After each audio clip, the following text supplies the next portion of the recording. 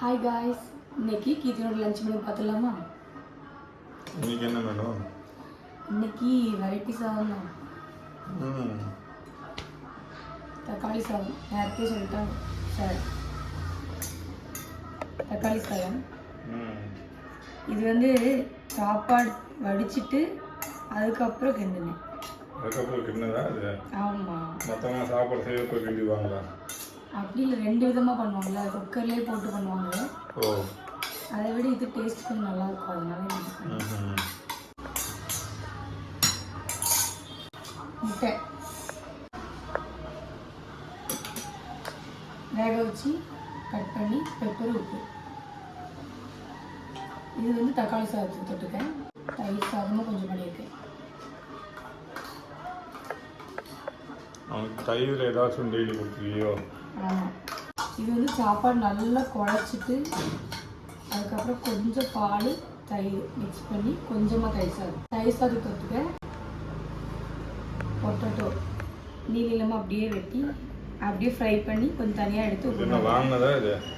இல்லை, காலையில் உட்காந்து கட் பண்ணி வாங்கினதாம்மா. நீனே செஞ்சியா? இது தயிர் சாதம் தொட்டுக்க.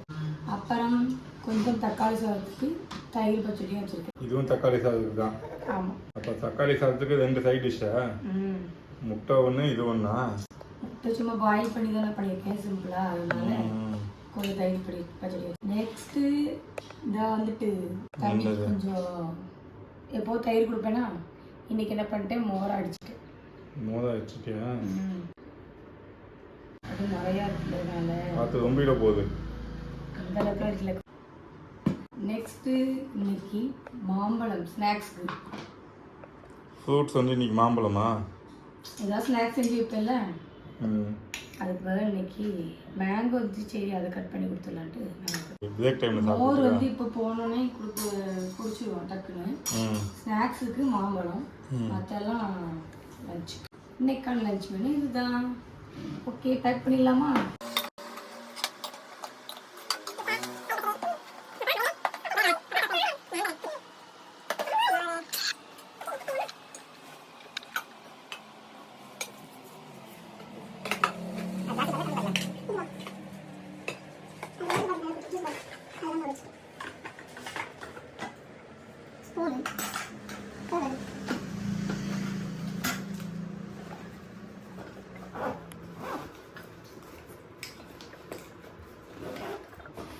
ஓகே, பாய்.